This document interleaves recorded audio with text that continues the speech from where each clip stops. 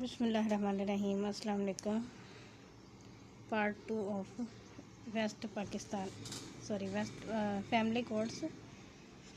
Rules जो है 1965 के, उसके से रूल 10 तक मैं पहले लेक्चर अपलोड कर चुकी हूँ। आज उसके नेक्स्ट जितने भी रिमेनिंग रूल्स हैं ना उन सबको डिस्कस करते हैं। तो सबसे पहला रूल 11 है जी, where the parties agree to a compromise और conciliation affected between them under section 3 of section 10 or subsection 1 of section 12, the court shall pass a decree or give decision in the suit in terms of the compromise or reconciliation agreed to between the parties as the case may be। अब वो कहते हैं कि अगर court जो parties हैं वो agree हो जाती हैं कंसिलिएशन के लिए, मतलब मसालत के लिए, जो फैमिली कोर्ट्स के जो प्रोसीजर है ना उसमें कंसिलिएशन जो है वो एज़ पर लॉ कंपलसरी रखी गई है। और चाहे पार्टीज़ कंसिलेशन करना चाहें या ना चाहें, एक पेशी जो है कंसिलेशन के लिए कोर्ट लाजमी मुकर्रर करती ही करती है। तो वो उसमें अगर पार्टीज़ जो है वो कंसिलेशन करती हैं तो फिर तो उस कंसिलेशन के मुताबिक केस का डिसाइड हो जाएगा कि मतलब ठीक है, जो जिस बात पे वो कंप्रोमाइज़ कर रही है, जिस बात पर सुलह सफाई से मामला तय हो रहे हैं वो वैसे ही चलेगा। अगर नहीं करती पार्टी तो फिर कोर्ट जो है वो फर्दर प्रोसीड करेगी और जैसे उसको मुनासिब लगता है वैसा फैसला कर देगी। रूल 12 है जी, वेयर द प्लेंटिफ और his pleader makes default in appearing before the court the suit में बी डिस्मिस्ड इन डिफ़ॉल्ट। या डिसमिसल ऑफ डिफ़ॉल्ट के तौर पर, मतलब अगर प्लेंटिफ जो है वो पेश ही नहीं होता कोर्ट में, जिसको हम उर्दू में अदम पैरवी भी कहते हैं, तो वो रूल 12 के तहत फैमिली कोर्ट का जो सूट होगा वो अदम पैरवी खारिज हो जाएगा। द कोर्ट में restore it a suit dismissed in default on sufficient cause shown on application made to it within 30 days of the dismissal in default। Dismissal in default के 30 दिन के अंदर अंदर एप्लीकेशन प्लेंटिफ देगा और उसमें अगर वो मुनासिब वजह बताता है कि मैं क्यों नहीं पेश हो सका पिछली पेशी पे या जो भी प्रोसीडिंग थी उसमें पेश क्यों नहीं हो सका, तो फिर कोर्ट जो है वो रिस्टोर कर देगी। मतलब ये है कि अदम पैरवी के बाद अगर दावा खारिज होता है तो फिर उसकी रेमेडी जो है वो फ्रेश सूट नहीं होता, बल्कि उसी केस के अंदर एप्लीकेशन देनी होती है रेस्टोरेशन की। आगे है जी rule 13 ex party decree. CPC में भी ऑर्डर 9 रूल 13 एक्स पार्टी के हवाले से, रूल 6 एक्स पार्टी आ जाती है और रूल 13 में एक्स पार्टी की वो सेट असाइड हो जाती है। अब इसमें क्या कहता है, एवरी एक्स पार्टी डिक्री और प्रोसीडिंग्स में for sufficient cause shown be set aside by the court on application made to it within 30 days of passing of a decree और डिसीजन। एक्स पार्टी डिक्री अगर आपके खिलाफ हो गई है तो उसको भी आपने सेटिसाइड करवाना है, तो उसके लिए भी आपके पास जो लिमिटेशन टाइम है वो 30 days है और सेम कोर्ट में आप एप्लीकेशन देंगे रेस्टोरेशन की एक्स पार्टी डिक्री की सेटिसाइड करने की रूल 13 के तहत। और सीपीसी में क्रॉस रेफरेंस के तौर पर आप लिखें ऑर्डर 9 रूल 13। रूल 14 है जी, एवरी जजमेंट और order shall be written by the presiding जज और from the dictation of such judge in the language of the court or in English and shall be dated and signed by the judge in open court at the time of pronouncing it। हर judgment या order जो है वो presiding officer जो है वो खुद लिखेगा और या फिर डिक्टेशन दे सकता है उसको, और फिर वो लिखेगा किसमें, language of the court. Dictation से बरात जैसे कि वो जज जो है वो स्टेनो को डिक्टेशन दे देता है कि भाई ये आप लिखें, तो ये भी लॉ से परमिट करता है और वो इंग्लिश में लिखेगा या फिर जो भी लैंग्वेज ऑफ द कोर्ट है उसमें लिखेगा और उसके ऊपर साइन करेगा, डेट लिखेगा और ओपन कोर्ट में वो प्रोनाउंस करेगा उस ऑर्डर को या उस जजमेंट को। रूल 14 का सब रूल 2 है, judgments and orders which are appealable shall contain the point और points for determination the decision thereon and the reason and brief for the decision. अब जितनी भी जजमेंट्स हैं या ऑर्डर्स हैं वो अपीलेबल हैं इस रूल्स के तहत और वो कंटेन करेंगी या points for determination the decision thereon and the reasons in brief for the decision, कि उसमें जो भी वजूहात हैं उसके डिसीजन की या उसका ब्रीफ पूरा जी, मतलब जिस ऑर्डर या जिस जजमेंट के जिस डिसीजन के ख़िलाफ़ आपने जाना है, अगर आप उससे अग्रीव्ड हैं तो आप उसका ब्रीफ जो है वो फैक्ट्स उसके लिखेंगे, पॉइंट्स डिटरमिन करेंगे कि कौन कौन से पॉइंट्स कौन कौन से फैसले के ख़िलाफ़ आप मतलब बाज़ दफ़ा ऐसा होता है ना कि फैमिली कोर्ट एक सूट डिसाइड कर देती है और वो पार्शली प्लेंटिफ के हक़ में कर देती है, पार्शली डिफेंडेंट के हक़ में कर देती है। मतलब फॉर एग्जांपल अगर सामान जहेज़ का एक सूट है तो वो प्लेंटिफ डिफेंडेंट कहता है कि जी ये इतना सामान मुझसे ले गई थी, बाकी इतना उसका सामान पड़ा, तो वो अगर कोर्ट ने वो जितना सामान उसके पास पड़ा था डिफेंडेंट के कहने पे वो कर देती है डिग्री, तो अब प्लेंटिफ जो है वो उसका लगता है कि जी मुझे तो अग्रीव कर दिया गया, मेरा तो पूरा का पूरा सामान इनके पास पड़ा था, उसने तो दिया ही नहीं है, तो फिर क्या हो सकता है, तो फिर जितना डिग्री हो गया है उससे तो वो मतलब अग्री है ना कि ये इतना मेरा है, लेकिन जो उसने पास नहीं की है डिग्री तो वो उसके अगेंस्ट जो है वो अपील में जा सकती है, या इसी तरह मेल भी जा सकता है, दोनों के लिए सेम रेमेडी होती है। Registrars of cases decrease orders ETC। Rule 15 है, when the plaint has been filed, its particulars shall be entered in a register to be kept in the form prescribed for civil suits under the Code of Civil Procedure 1908। CPC के prescribe rules के मुताबिक plaint file की जाएगी, particular उसमें enter किए जाएंगे और वो लिखे जाएंगे, जो कि CPC का ऑर्डर 7 जो है वो प्लेंट से रिलेटेड है, उसमें सारे पर्टिकुलर्स और सारा प्रोसीजर लिखा हुआ है। Rule 16, in every suit on passing the judgment, a decree shall be drawn up in Form 1 and shall be signed by the presiding judge. The decree shall bear the seal of the court। ये decree जो है, या जब भी कोई जज जो suit जो है वो जजमेंट पास करेगा तो उसकी डिक्री जो है वो Form 1 के तहत ड्रा की जाएगी, मतलब उसका फॉर्मेट जो है वो होगा, उसको साइन करेगा प्रिजाइडिंग अफसर और उसके ऊपर सील लगाएगा। Rule 17, the court shall maintain a register of decrees and orders in the form prescribed for decrees and orders under the Code of Civil Procedure 1908। Court जो है वो डिक्रीज और ऑर्डर्स के हवाले से भी एक रजिस्टर मेंटेन करेंगे, और वो रजिस्टर जो है वो CPC ने जो प्रोवाइड किया उसके मुताबिक करेगी। 18, whenever any fine is paid under Section 15 or Section 16 or money or property is deposited with or realized by the court under the act or these rules, a receipt shall be given in Form 2 which shall be serially numbered and counterfoil thereof shall be kept in the court। अब जहाँ पर भी कोई fine paid करना होगा section 15 और 16 के तहत मनी या प्रॉपर्टी के पीछे, अब यहाँ पर हम पहले भी डिस्कस कर चुके थे पिछले लेक्चर में कि सेक्शन से मुराद यहाँ पर है जो ये फैमिली कोर्ट्स एक्ट है ना 1964 वाला, ये उसके सेक्शन है यहाँ से मुराद, और ये जो अभी हम पढ़ रहे हैं ये फैमिली कोर्ट्स रूल्स हैं 1965 के, जो कि 1 साल बाद बने थे। तो वो उस सेक्शन उसके सेक्शन 15-16 के तहत अगर कोई प्रॉपर्टी या डिपॉजिट उसकी डिपॉजिटेशन के हवाले से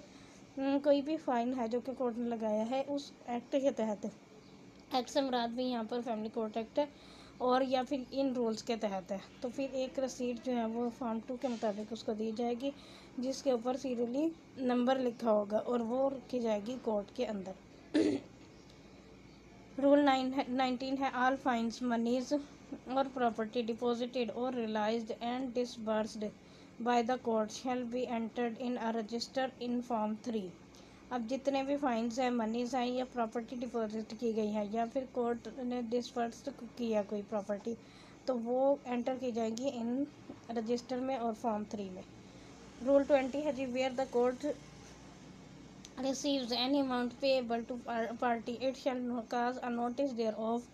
to be served on the party entitled to receive it, and shall pay it to the party concerned within 4 days, so far as may be of his applying thereof। अब यहाँ पर जब court receive करती है कोई भी amount जो कि पेबल है पार्टी के ज़रिए, इसको वो नोटिस करेगी और दूसरी पार्टी को on the party entitled to receive, जिसने उसको रिसीव करना है, और वो फिर उसका वो पे कर देगा, या फिर जो पार्टी कंसर्न्ड है वो 4 दिन के अंदर अंदर उसके हवाले अप्लाई कर सकती है, मतलब उस पेमेंट को रिसीव करने के लिए। रूल 21 है, the records of the court including its registers shall be preserved for such period as is provided under the rules of the High Court applicable to civil courts। जितने भी courts का records है उसमें वो register भी शामिल है, वो प्रिजर्व किए जाएंगे उस टाइम पीरियड तक के लिए जो कि हाई कोर्ट रूल्स में एप्लीकेबल है सिविल कोर्ट्स के लिए। Appeal 22, an appeal under section 14 shall be preferred within 30 days of passing of the decree और decision excluding the time required for obtaining copies thereof. Copy लेने के लिए जितना time लगेगा वो टाइम एक्सक्लूड करने के बाद 30 दिन के अंदर अंदर आपने अपील फाइल करनी है। Provided that appellate court may for sufficient cause extend the said period, सिवाय इसके कि अपीलेंट कोर्ट जो है, मतलब जिस कोर्ट में आपने अपील फाइल करनी है वो टाइम पीरियड को एक्सटेंड कर दे। The appeal shall be in writing, appeal writing में होगी, shall set out the ground on which the appellant seeks to challenge the decree और डिसीजन, और जिस डिसीजन के खिलाफ उसने अपील करनी है उसकी ग्राउंड्स लिखेगा। शैल contain the names, description and address of the parties, name, description और address of the parties लिखेगा, and shall bear the signature of the appellant or his counsel और appellant के signature भी होंगे उसके ऊपर। A certified copy of the decree and decision of the court where a decree is passed and a copy of the decision where only an order is passed shall be attached within the appeal।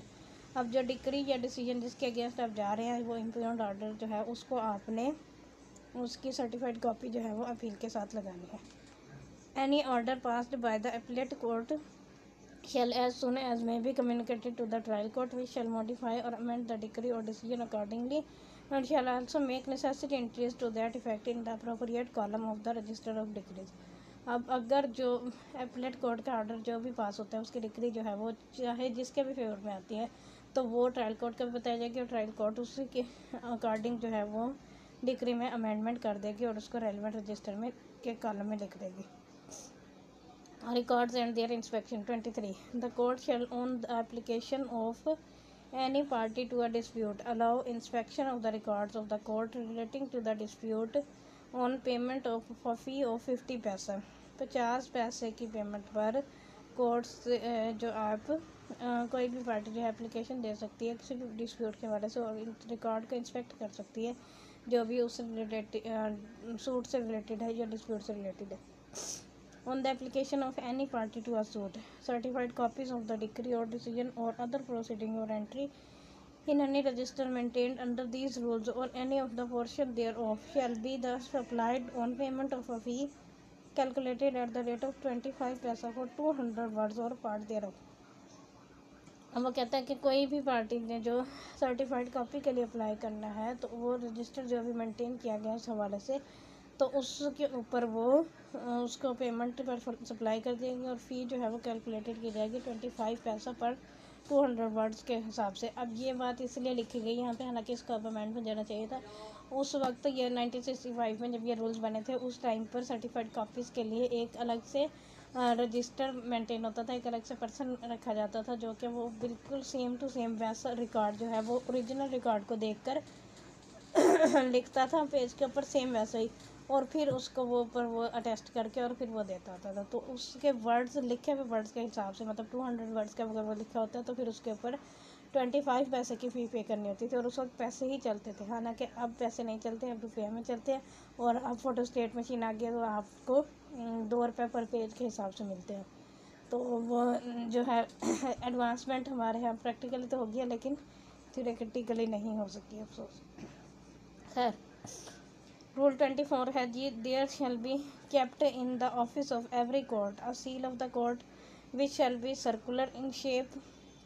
And shall have thereon the inscription family court and the name of the district. अब मतलब family court जो है और जैसे कि family court Multan, family court Lahore, family court whatsoever, तो वो उसकी वो जो है सर्कल शेप में होगी और उसके ऊपर ये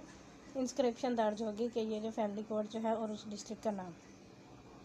The seal of the court shall be used on all summons, orders, copies and other documents issued under the act or these rules। अब जो seal of the court है वो यूज़ की जाएगी all summonses, orders, decrees and copies and other documents issued under the act or these rules। उस act के तहत या रूल्स के तहत इशू की जाएगी। अभी जो हमने पहले फॉर्म 1 और फॉर्म 2 फॉर्म 3 पढ़ा था ये उसमें ये इसी में रूल्स में फॉर्म दिए गए हैं। सेक्शन 16 के तहत जो फॉर्म ऑफ डिक्री का फॉर्म इस तरह का होगा। सबसे पहले फैमिली कोर्ट का नाम लिखा जाएगा, केस नंबर लिखा जाएगा, पेटिशनर या प्लेंटिफ लिखा जाएगा, फिर वर्सेस लिखा जाएगा, डिफेंडेंट या रिस्पोंडेंट लिखा जाएगा और उसका जो क्लेम है वो लिखा जाएगा। अच्छा, और उसके अलावा डेट और कोर्ट की सील और सिग्नेचर ऑफ द जज और फैमिली कोर्ट। जो फॉर्म 2 है रूल 18 के तहत लिखा था उसमें receipt of fine of money के हवाले से उसमें फैमिली कोर्ट का name of the payer, pay करने वाला, अमाउंट ऑफ द फाइन और पर्टिकुलर्स ऑफ द केस और purpose of the payment. Date of payment और सील लगाई जाएगी, सिग्नेचर ऑफ द जज और फैमिली कोर्ट के होंगे। अब फॉर्म 3 है जी, register of receipts and disbursement. Family courts का रजिस्टर जो है वो इस टाइप का होगा। उसमें क्या लिखा जाएगा, सबसे पहले name and address of the pair, मतलब पे करने वाला अमाउंट और प्रॉपर्टी पेड जो भी होगी उसकी description, particulars of the case, date of receipt, no receipt in form 2, signature the जज family court, date of disbursement within the name of the person to whom the money property is paid. Remarks जो भी है वो जज लिखेगा। अभी तक के लिए इतना ही, फिर मज़ीद जो है वो नेक्स्ट लेक्चर में देखते हैं। Thank you for listening. अल्लाह हाफ़िज़।